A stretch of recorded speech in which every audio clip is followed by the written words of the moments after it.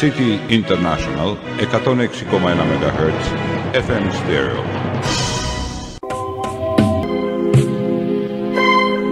Επειδή η υγεία είναι το παν στη ζωή μας, ακούστε κάθε Πέμπτη 5 το απόγευμα ιατρικά θέματα. Στην εκπομπή η κυρία Μάγδα Τσολάκη, νευρολόγος ψυχίατρος, καθηγήτρια ιατρικής στο Αριστοτέλειο Πανεπιστήμιο Θεσσαλονίκης και πρόεδρος της Πανελλήνιας Ομοσπονδίας Νόσου Alzheimer, δίνει απλές και κατανοητές απαντήσεις σε όλα τα θέματα. Κάθε Πέμπτη 5 με 6 το απόγευμα στον CTFM 106,1. Η εκπομπή πραγματοποιείται με την ευγενική χορηγία της φαρμακευτικής εταιρείας Novartis.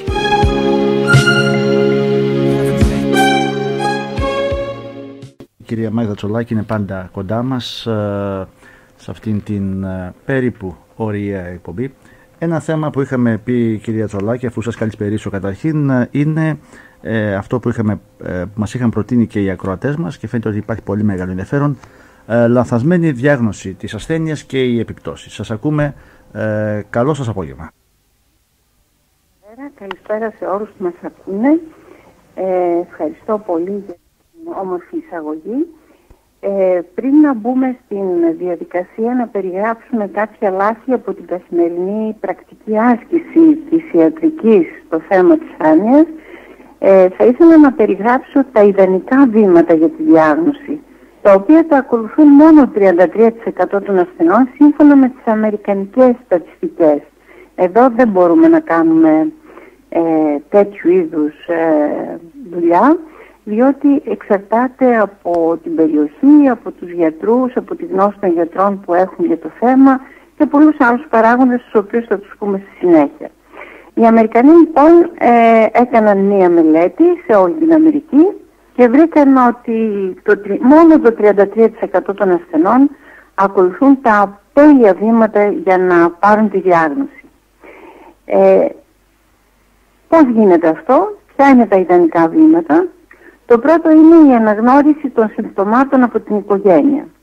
Στις προηγούμενες εκπομπές είπαμε ποια είναι εκείνα τα συμπτώματα τα οποία αναγνωρίζονται από τους συγγενείς, γιατί οι ασθενείς συνήθως δεν πιστεύουν και δεν έχουν εναισθησία για το ότι έχουν προβλήματα και αρνούνται τα προβλήματα τα οποία έχουν. Επομένως είναι απαραίτητη η αναγνώριση των συμπτωμάτων από την οικογένεια και γι' αυτό είναι απαραίτητη η γνώση. Η γνώση στον καθένα. Όλοι δηλαδή πρέπει να ξέρουμε αυτά τα συμπτώματα για να μπορούμε να τα αναγνωρίσουμε στους ανθρώπους μας που είναι στο πλάι μας, είναι μέσα στην οικογένεια, είναι μέσα στην παρέα, είναι μέσα στην κοινωνία μας, την οποία ζούμε και εμείς, στη δουλειά μας. Στη συνέχεια, το ιδανικό που πρέπει να γίνει είναι μετά την αναγνώριση των συμπτωμάτων να αναζητήσει ο συγγενής βοήθεια στην πρωτοβάθμια φροντίδα. Και λέω στην πρωτοβάθμια φροντίδα γιατί οι περισσότεροι άνθρωποι στην Ελλάδα ζουν σε περιοχές που δεν υπάρχουν ειδικοί γιατροί, ακόμη και σε μεγάλες πόλεις της χώρας μας δεν υπάρχουν νευρολόγοι, ψυχίατροι, έτσι ώστε να έχουν τη δυνατότητα να δεχτούν δευτεροβάθμια ή και τριτοβάθμια φροντίδα. Και το τρίτο βήμα είναι, εάν τελικά ο γιατρός της πρωτοβάθμιας φροντίδας δεν μπορεί να θέσει τη διάγνωση, δεν μπορεί δηλαδή να πει στον ασθενή και στον περιθάλποντα ότι ξέρετε έχετε άνοια ή ξέρετε ο σύζυγός σας έχει άνοια, αλλά αντιλαμβάνεται ότι κάτι συμβαίνει, τότε πρέπει οπωσδήποτε να σταλεί ο ασθενής στον ειδικό γιατρό. Τα υπόλοιπα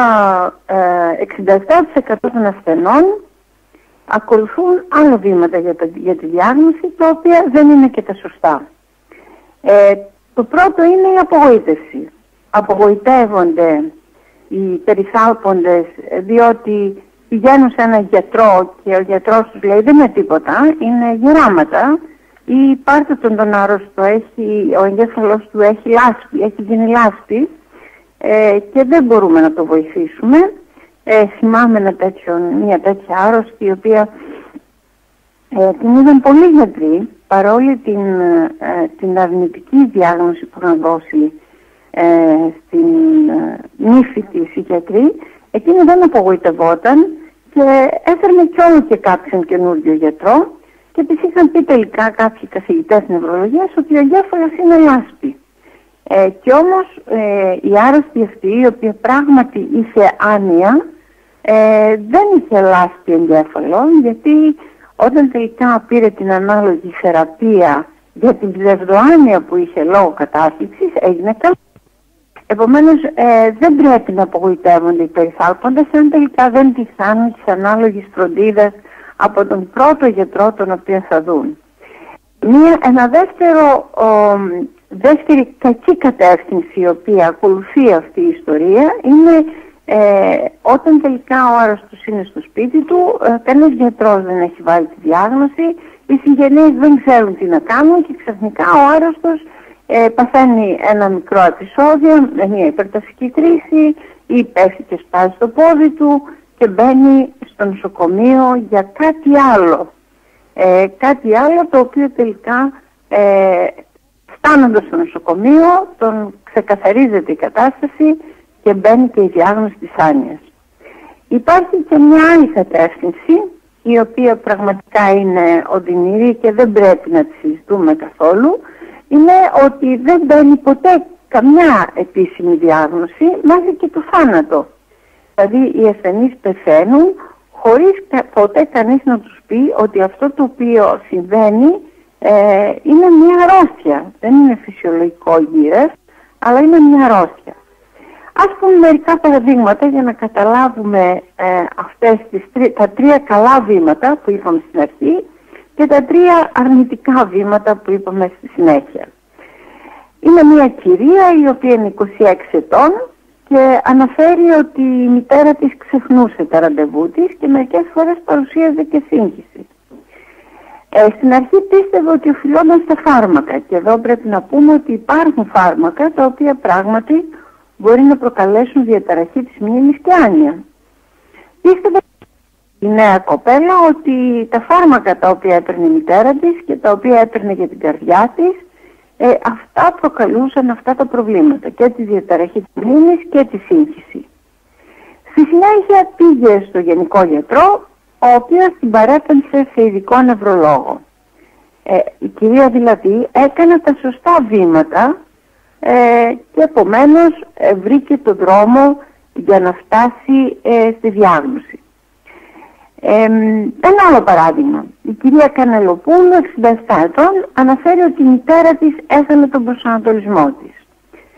Στη συνέχεια πήγε στο γενικό γιατρό, ο οποίος της είπε: αυτά συμβαίνουν στους ηλικιωμένους. Δηλαδή το να χάνεται ένας άνθρωπος είναι κατά κάποιον τρόπο φυσιολογικό για τους ηλικιωμένους. Ένα χρόνο μετά καθησύχασε η γυναίκα και ένα χρόνο μετά πήγε σε άλλο γενικό γιατρό, ο οποίος την έστειλε σε νευρολόγο που έβαλε τη διάγνωση. Η διάγνωση λοιπόν μπήκε ένα χρόνο μετά εξαιτίας της άγνοιας του γιατρού. Ανησύχησε και πήγε σε άλλον ειδικό, ο οποίος την έστειλε σε κάποιον νευροψυχολόγο, ο οποίος είπε ότι η μητέρα παθαίνει μικρά αγκιακά εγκεφαλικά επεισόδια και γι' αυτό ξεχνάει. Επομένως, σαφώς και πάλι δεν μπήκε η διάγνωση σωστά, γιατί η διάγνωση για να μπει σωστά θα πρέπει να γίνει μια σειρά εξετάσεων οι οποίες θα αποκλείσουν τις αναστρέψιμες άνοιες και θα τα λέξουμε ότι είναι μια νευροεκφυλιστικού τύπου άνοια για να αρχίσουμε την αντίστοιχη θεραπεία. Ας δούμε ένα άλλο παράδειγμα όπου η διάγνωση μπαίνει μετά από κρίση. Η κυρία Κωνσταντίνου, 52 ετών, αναφέρει ότι ο άνδρας της την πήρε τηλέφωνο μια μέρα που πήγε να πληρωθεί και της είπε ότι τον λήστεψε. Τον βρει, αλλά δεν μπόρεσε. Την επόμενη μέρα την φώναξαν από το νοσοκομείο και είπαν ότι ο σύζυγος έχει άνοια. Επομένως, χρειαζόταν να μπει στο νοσοκομείο για να μπει διάγνωση. Άλλα περιστατικά παθαίνουν αγκιακό εγκεφαλικό επεισόδιο, αλλά μπαίνουν στο χειρουργείο για μια κύλη, για ένα και μέσα από αυτή τη διαδικασία μπαίνει η διάγνωση. Ωστόσο να πούμε και ένα περιστατικό στο οποίο δεν μπήκε η διάγνωση. Ο κύριος Παπαποστόλου, 63 ετών, φροντίζει τη μητέρα του μαζί με τη γυναίκα του. Ξεχνούσε και η διαταραχή αυτή έγινε πιο έντονη όταν μπήκε στο νοσοκομείο για φυδάτωση. Το ανέφερε στο γιατρό, αλλά δεν πήρε διάγνωση. Το ανέφερε σε μια νοσοκόμο, στο γιατρό της πρωτοβάθμιας φροντίδας, ο οποίος απάντησε: «Μην περιμένεις πολλά, ο άνθρωπος είναι μια μηχανή που φτύρεται».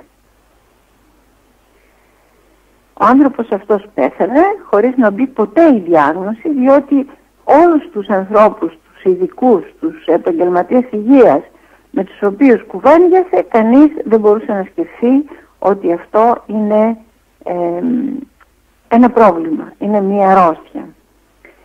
Επομένως η πρωτοβάθμια φροντίδα θεωρείται ως ιδανική για την πρώτη αναγνώριση, για την πρώτη διάγνωση, αλλά και για τη θεραπεία της άνοιας.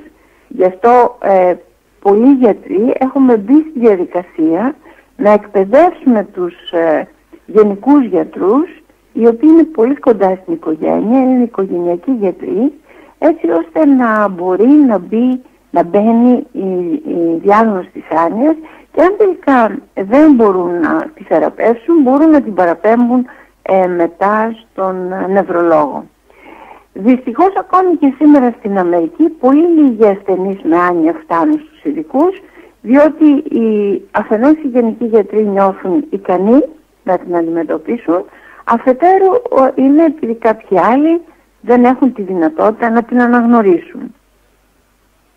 Και η ποιότητα φροντίδας των ασθενών, ακόμη και στην Αμερική, είναι πολύ χαμηλή ακόμα, διότι πραγματικά δεν έχουν γίνει πολλά σε αυτό το τομέα.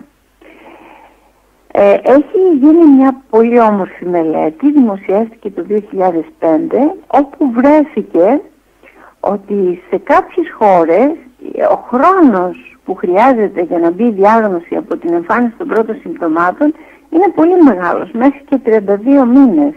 Και αυτό αναφέρεται στη Μεγάλη Βρετανία, που θεωρείται ότι έχει ένα από τα πολύ καλά συστήματα υγείας.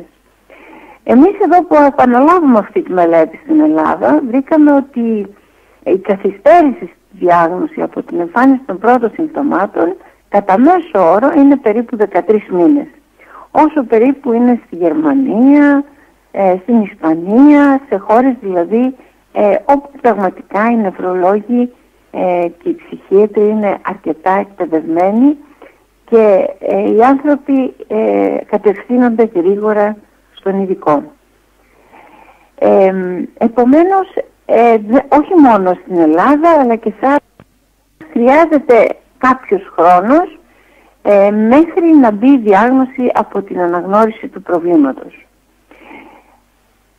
Και στην Ελλάδα ακόμη, όπως και σε άλλες πολλές χώρες, πάρα πολλοί ασθενείς δεν έχουν τη φροντίδα που χρειάζονται και κάνουν πολύ μεγάλη προσπάθεια η Πανελλήνια Ομοσπονδία Νόσου Αλτσάιμερ να φροντίζουμε, να εξασφαλίσουμε φροντίδα ακόμη και στο πιο απόμακρο χωριό μέσω της δυνατότητας που έχουμε μέσω του Ερυθρού Σταυρού.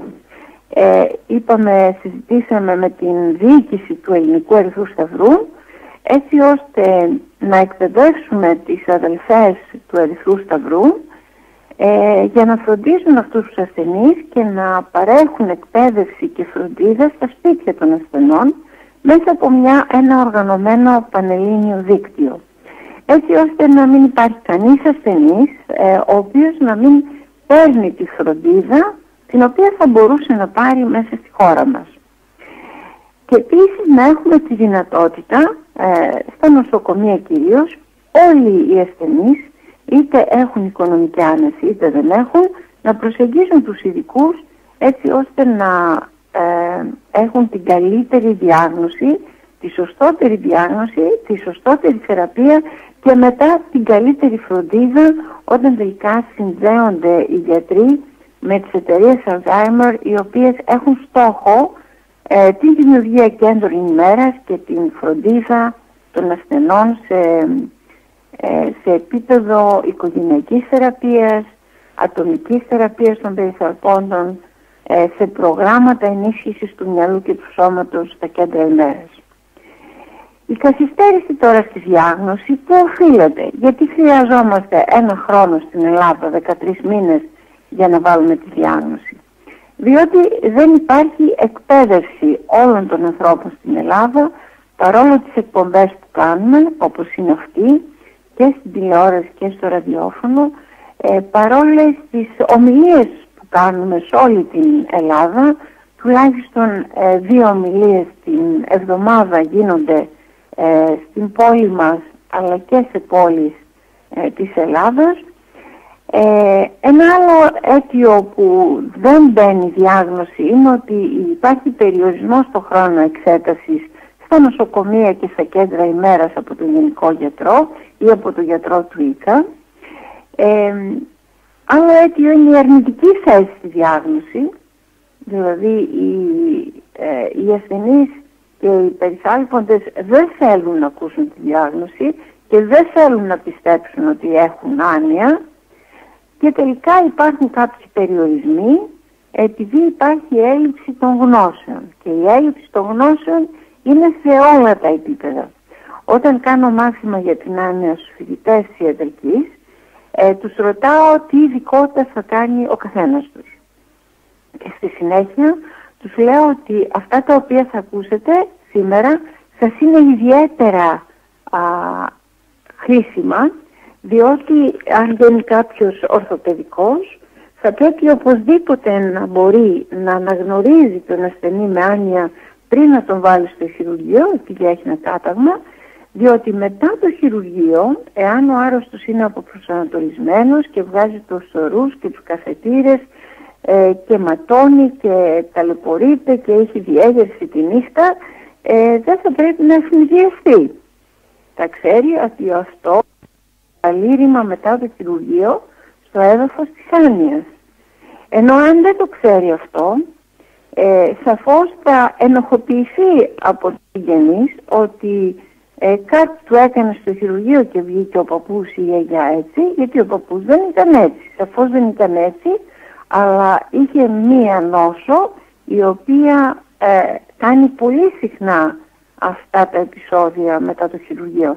Επομένως, αν ο ορθοπαιδικός έχει τη δυνατότητα να κάνει μια γρήγορη εξέταση του παππού πριν να τον βάλει στο χειρουργείο, θα ενημερώσει τους συγγενείς ότι εδώ έχουμε άνοια, επομένως μετά θα χρειάζεται κάποιος άνθρωπος δικός του να είναι δίπλα του, διότι αλλιώς όλα θα γίνουν, θα έχουν πρόβλημα μετά το χειρουργείο.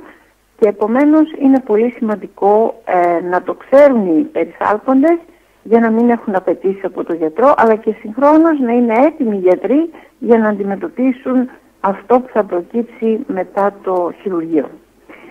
Επίσης υπάρχει σε διεθνές επίπεδο. Τώρα όταν οι άνθρωποι ξέρουν τι είναι Alzheimer, μεγάλος φόβος στην ανακοίνωση της διάγνωσης, ακόμη και εκ μέρους των γιατρών. Δηλαδή οι γιατροί φοβούνται να ψελίσουν τις λέξεις πάσχει από νόσο Alzheimer ο σύζυγος ή ο πατέρας σας ή η μητέρα σας, διότι ξέρουν ότι στο περιβάλλον της οικογένειας ξέρουν τι σημαίνει νόσος Alzheimer.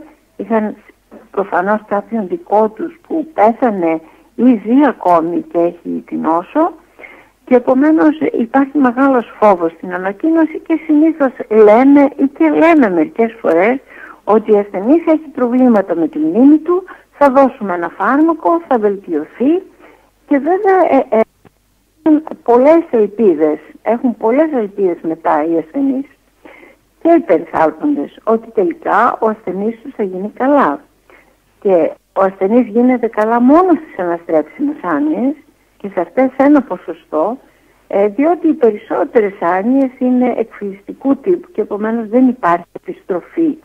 Ίσως μια βελτίωση παροδική και ίσως σε κάποιους ασθενείς μια σταθεροποίηση, έτσι ώστε να μην εξελιχθούν. Αυτά είναι που μπορούμε να προσφέρουμε στους ασθενείς με άνοια, ποιότητα ζωής και σταθεροποίηση με τα φάρμακα ή τις μη φαρμακευτικές παρεμβάσεις. Όλοι οι ασθενείς και όλοι οι συγγενείς αναφέρουν ότι δεν έχουν αρκετή πληροφόρηση την ημέρα της διάγνωσης. Και αυτό δεν το λέω εγώ ή δεν το λέω από την εμπειρία μου με τους ασθενείς και τους συγγενείς.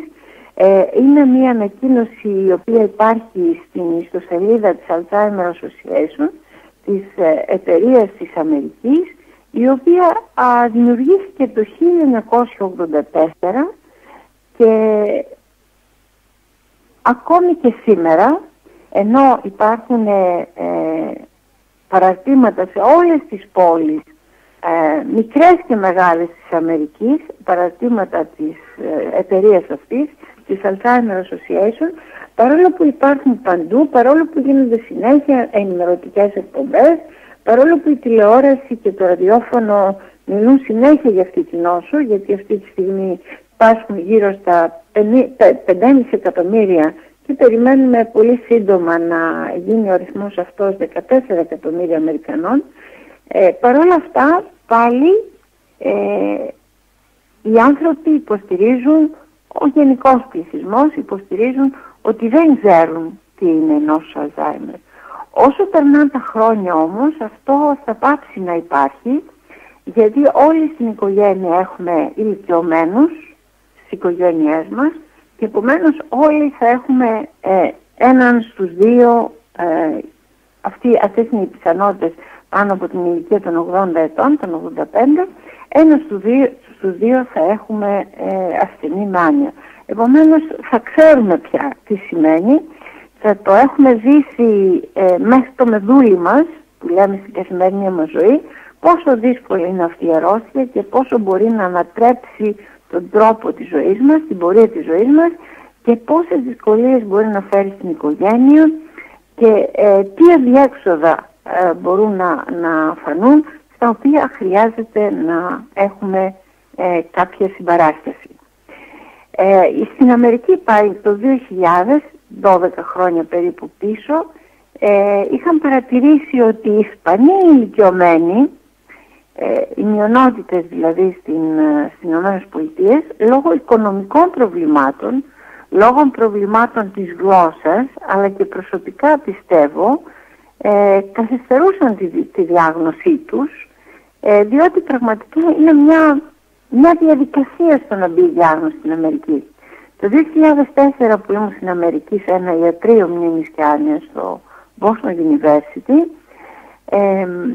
ερχόταν οι Ισπανοί και έπρεπε το νοσοκομείο να έχει κάποιον επίσημο μεταφραστή, ο οποίος μετέφραζε αυτά που έλεγε ο Ισπανός ηλικιωμένος στον Αμερικανό γιατρό, έτσι ώστε να αντιληφθεί το πρόβλημα το οποίο έχει. Αυτό βέβαια έχει κόστος και για το νοσοκομείο αλλά και για τον Ισπανό ηλικιωμένο, ο οποίος έμεσα πλήρωνε γι' αυτό. Πλήρωνε δηλαδή τον μεταφραστή για να μπορέσει να δώσει να καταλάβει το γιατρό περί τίνος πρόκειται. Το ίδιο γίνεται και σε άλλες φυλές οι οποίες δεν μιλούν τη γλώσσα την αμερικάνικη και ίσως γίνεται και σε εμάς εδώ με τους μετανάστες οι οποίοι δεν ξέρουν ελληνικά και δεν θέλουν να πάνε στο νοσοκομείο, στο γιατρό, διότι έχουν τη δυσκολία αυτή να πούνε τι ακριβώς συμβαίνει, αλλά και οι συγγενείς δεν τους πιέζουν διότι αντιλαμβάνονται ότι είναι θέμα αξιοπρέπειας και σέβονται τους ασθενείς και βέβαια μερικές φορές δεν το κάνουν από σεβασμό, το κάνουν γιατί οι ασθενείς οι ίδιοι δεν θέλουν να μπουν σε αυτή την ταλαιπωρία. Μερικές φορές γίνεται και επειδή υπάρχει έλλειψη ασφάλειας στην Αμερική. Δεν έχουν κάποια ασφάλεια, πρέπει να πληρώσουν μεγάλα ποσά, κάτι που δεν συμβαίνει στην Ελλάδα. Στην Ελλάδα μπορεί οποιοδήποτε ασθενής, οποιοδήποτε μετανάστης να κλείσει ένα ραντεβού στα εξωτερικά ιατρεία νοσοκομείων. Τα περισσότερα πια νοσοκομεία της χώρας έχουν νευρολόγους, οι οποίοι είναι εκπαιδευμένοι στην άνοια και με 5 ευρώ στα εξωτερικά ιατρεία μπορούν θαυμάσια να έχουν την σωστή διάγνωση.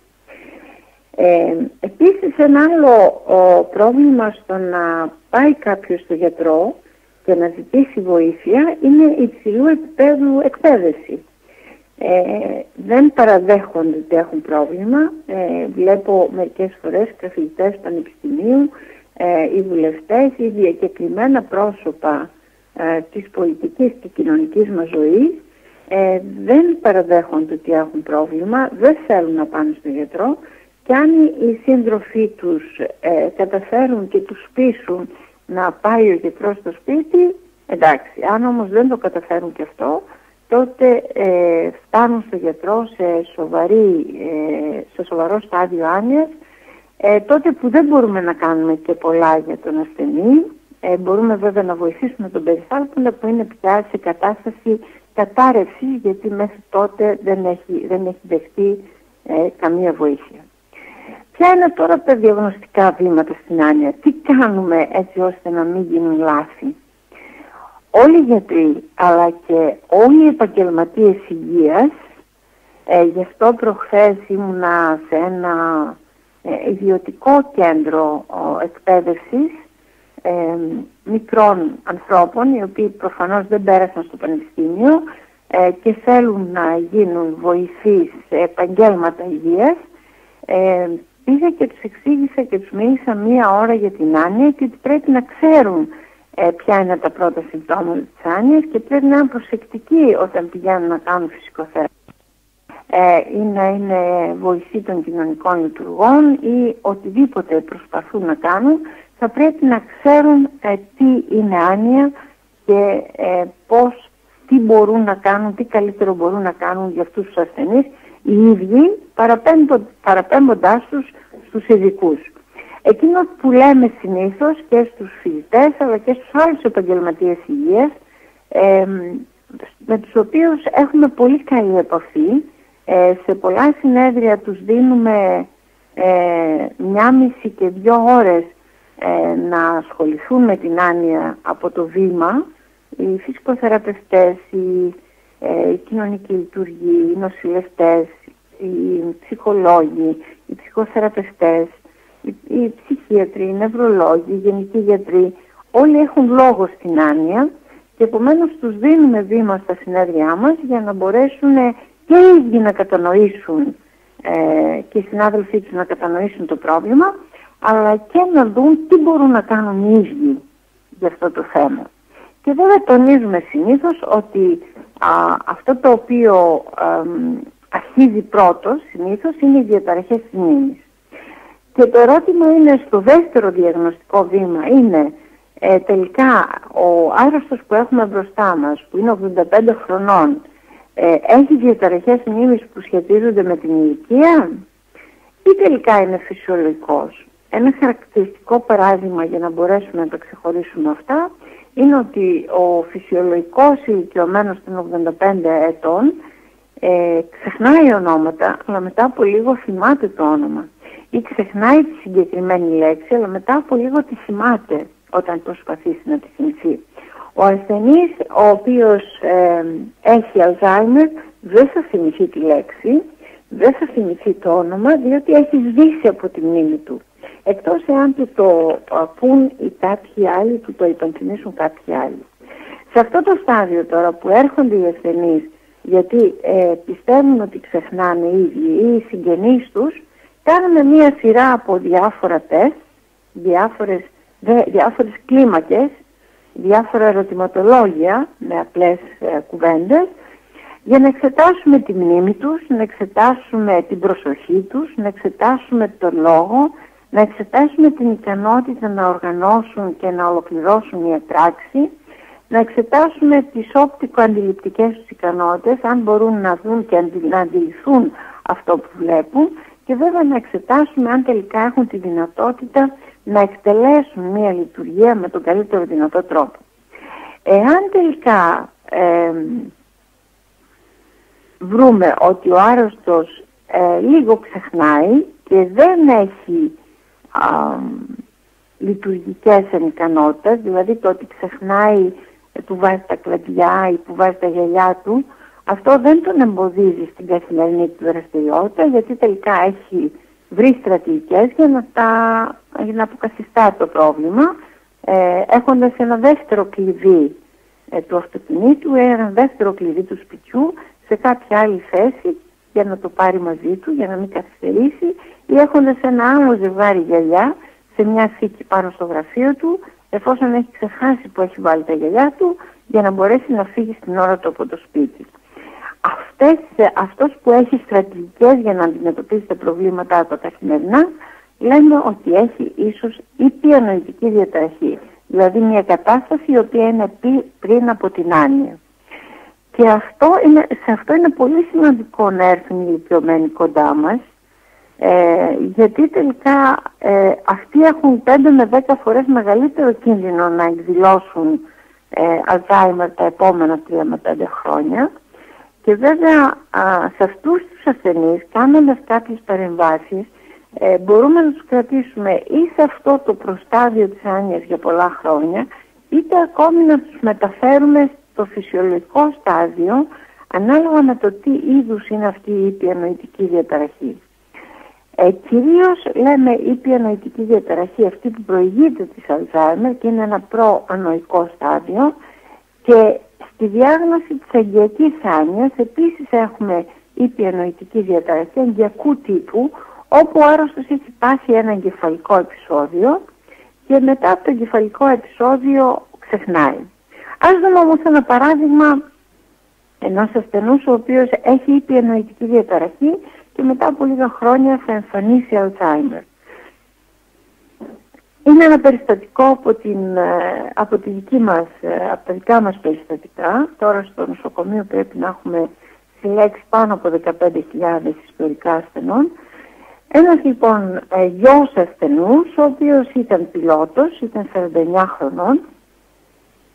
Ο πατέρας του είχε Alzheimer και ήρθε να με δει για να μου πει ότι τον τελευταίο καιρό πρέπει να γράφει τις δουλειές που έχει να κάνει και να μην μπορεί να λύσει καθημερινά προβλήματα με τη δουλειά του χωρίς να καθίσει και να οργανώσει τη σκέψη του.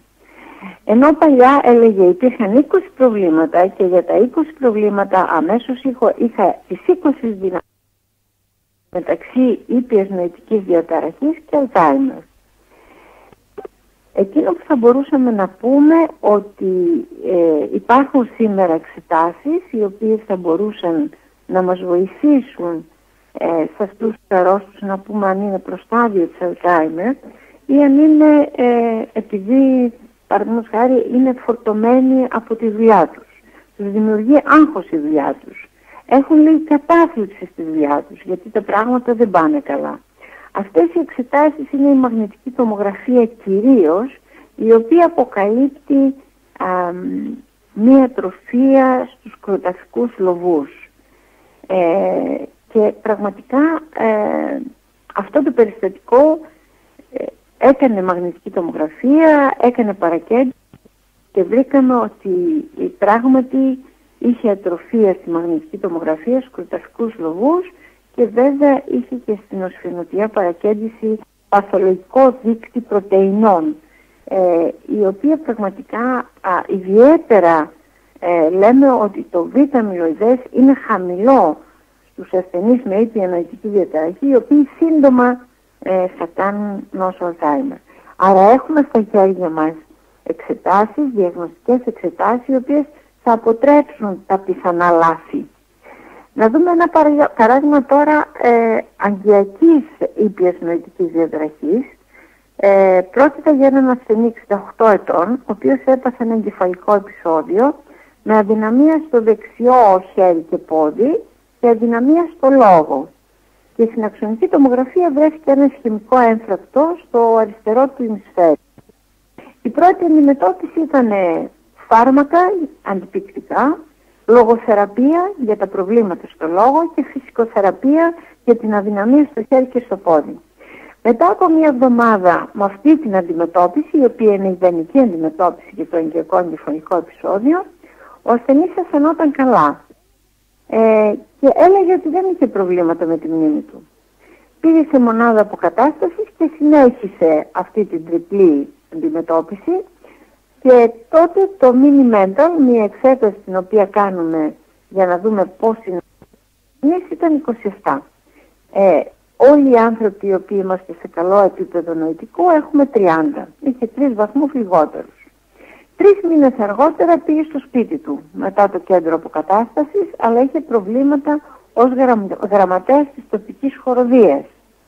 Παραπονιόταν ότι όλα τρέχουν τόσο γρήγορα και δεν μπορεί να τα προλάβει. Ένιωθε ανασφαλής και καταθλιπτικός μετά από τη διαπίστωση ότι πραγματικά δεν μπορεί να τα κάνει όλα σωστά. Τώρα, το τρίτο βήμα, το διαγνωστικό που πρέπει να έχουμε στο μυαλό μας για να μην κάνουμε λάθη στη διάγνωση, είναι να σκεφτούμε αν αυτές οι διαταραχές μνήμης είναι πρόβλημα λόγω εκφυλιστικής άνοιας ή είναι λειτουργικό πρόβλημα. Γι' αυτό χρειάζεται να κάνουμε κάποιες κλίμακες για να αποκλείσουμε τα ψυχιατρικά προβλήματα, τα οποία στην καθημερινή μας πράξη, στην καθημερινή μας ιατρική πράξη, οι νευρολόγοι και οι ψυχίατροι τα λέμε λειτουργικά προβλήματα. Τέτοιες κλίμακες είναι μία κλίμακα γυριατρικής κατάθλιψης και μία κλίμακα η οποία εξετάζει πολλά περισσότερα προβλήματα ψυχιατρικά που λέγεται NPI. Γιατί πρέπει να τα κάνουμε αυτά? Διότι πολύ απλά μπορεί κάποιος να έχει κατάθλιψη και να τον αντιμετωπίζουμε για ασθενή με Alzheimer. Και αν τελικά βγουν αυτά παθολογικά, όπως θυμάμαι μια ασθενή 86 χρονών, η οποία 80 χρονών, έζησε μετά άλλα 6 χρόνια, είχε μια κλίμακα κατάθλιψης πολύ φορτωμένη όταν την εξέτασα, είχε άνοια 3 χρόνια, δεν έκανε τίποτε και παίρνοντας το αντικαταθλιπτικό της έγινε καλά.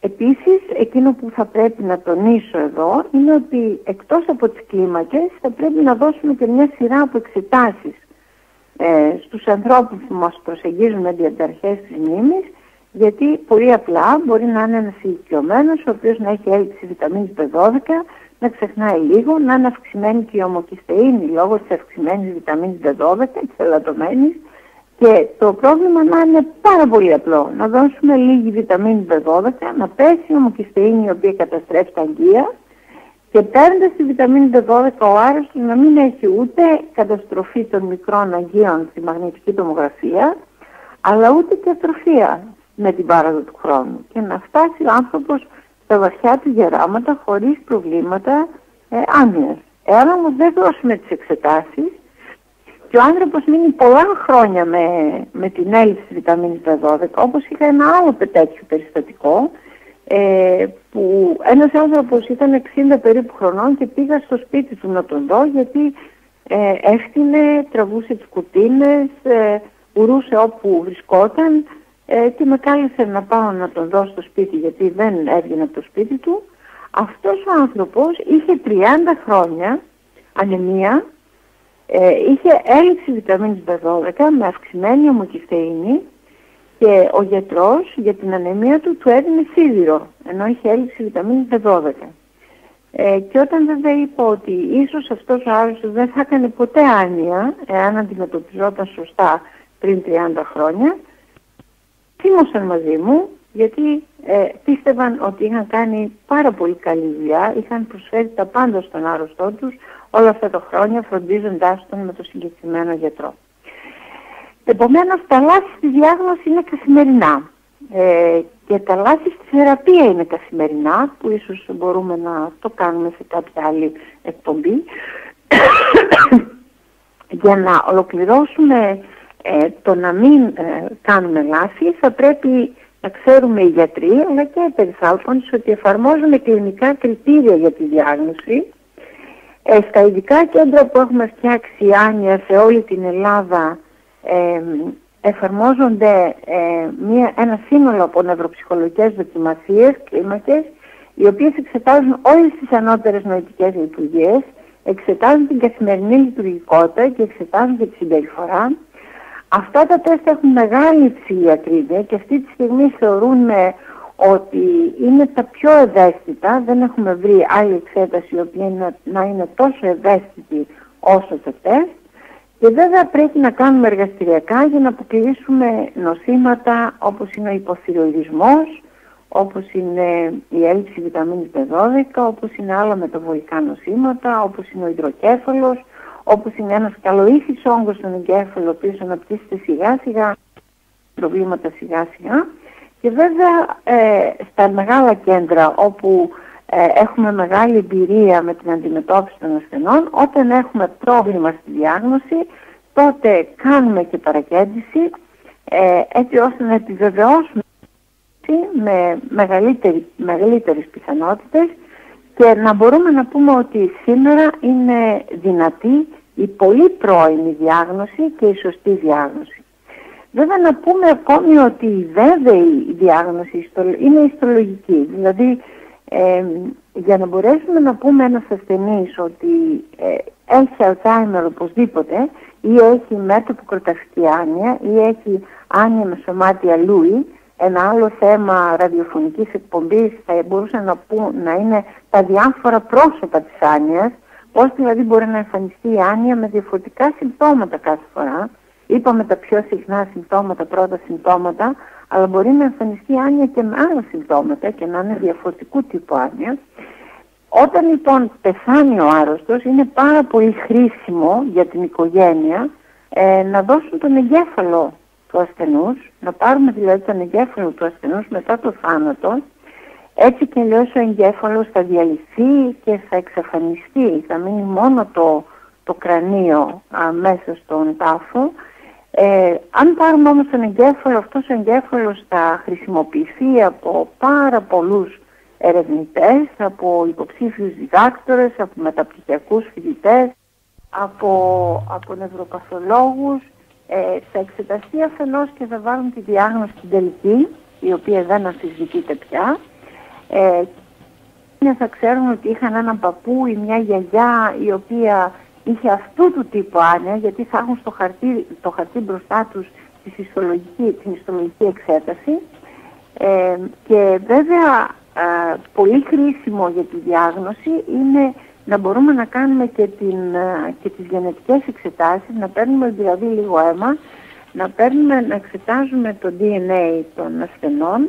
Έχουμε αυτή τη στιγμή τη δυνατότητα στο Πανεπιστήμιο να κάνουμε 90 μεταλλάξεις και να βλέπουμε και τα προδιαθεσικά γονίδια, έτσι ώστε να ξέρουν τα παιδιά ότι ο πατέρας τους είχε αυτή τη μετάλλαξη ή έχει αυτό το προδιαθεσικό γονίδιο, διότι τελικά είναι πολύ χρήσιμο για να καθορίσουμε τον τρόπο με τον οποίο θα ζήσουμε, όπως είπαμε στην πρώτη μας εκπομπή που είχαμε αναλύσει τα νομικά θέματα και προάνια, και η οικογένεια να ξέρει ότι η οικογένειά τους έχει αυτή την δυσκολία, έχουν αυτό το νόσημα στο ιστορικό της οικογένειας, και αυτό θα τους βοηθήσει να βγουν από πολλές δυσκολίες μελλοντικά. Πάρα πολύ σημαντικά όλα αυτά που μας είπατε, κυρία Τσολάκη, οπότε μαζί με τις απορίες των ακροατών που στέλνουν με τα email και από αυτά που μέχρι τώρα έχετε προτείνει εσείς, έχουμε τα εξής θέματα σε μελλοντικές εκπομπές. Καταρχήν, παχυσαρκία και νόσος Alzheimer, άνοια, ένα πολύ σημαντικό θέμα. Είχατε κάνει μια αναφορά επίσης στην στοματική κοιλότητα και τη συγκεκριμένη νόσο.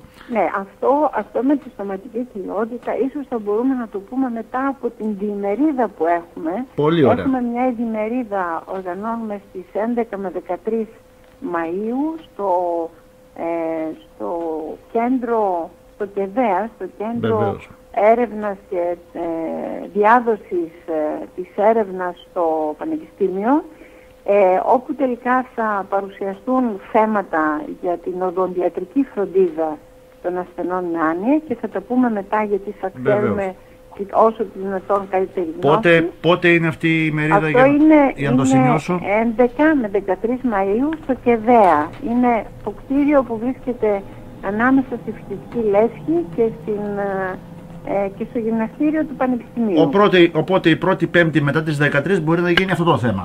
Ακριβώς. Που θα έχουμε και αποτελέσματα. Άλλο θέμα, όπως αναφέρατε λίγο εσείς τώρα, είναι η Τράπεζα Εγκεφάλων στην Ελλάδα. Θα το δούμε και Πολύ αυτό ωραία. κάποια στιγμή. Τα διαφορετικά πρόσωπα της άνοιας, και επειδή τώρα μιλήσαμε για τη λανθασμένη διάγνωση και προτείνεται έμεσα την λάθος θεραπεία, νομίζω ότι είναι ένα καλό θέμα για την επόμενη εκπομπή.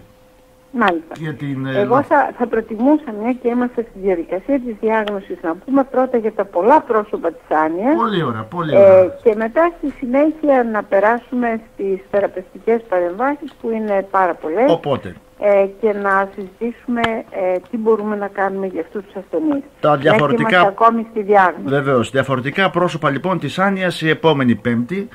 Και μην ξεχνάτε ότι μας πιέζουν και πάρα πολύ για την νόσο Πάρκινσον, κυρία Τσολάκη. Ωραία, θα κάνουμε εκπομπή και για την νόσο του Πάρκινσον. Εντάξει, να δούμε λιγάκι αν τελικά... ναι, θα το κάνουμε και αυτό στην πορεία. Ας εξαντλήσουμε ή μάλλον ας προχωρήσουμε να δώσουμε κάποια βασικά για την Alzheimer, για την οποία και ξεκινήσαμε να μιλάμε, και για την άνοια. Και κάποια στιγμή θα ανοίξουμε τη θεματολογία μας και σε άλλες άνοιες. Δεν ξέρω τώρα η επόμενη εβδομάδα, που είναι και μεγάλη εβδομάδα, αν θα γίνει η εκπομπή Μεγάλη Πέμπτη.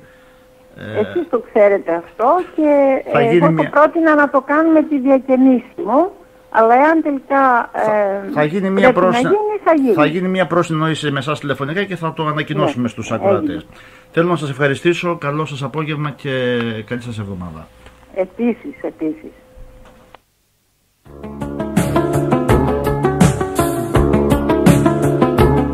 Ήταν, κυρίες και κύριοι, η κυρία Τσολάκη, η κυρία Μάγδα Τσολάκη, όπως πάντα την Πέμπτη, αυτήν την ώρα 5 και 5 με 6. Αναλύουμε τις έννοιες και τις θεραπείες αυτής της συγκεκριμένης νόσου.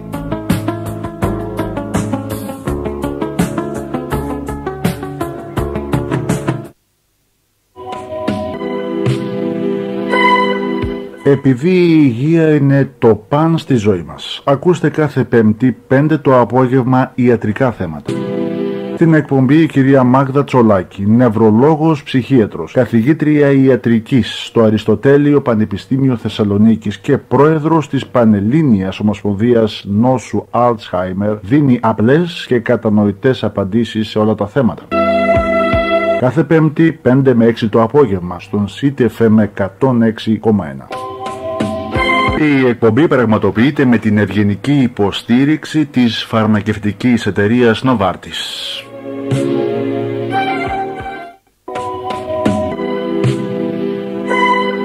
Επειδή η υγεία είναι...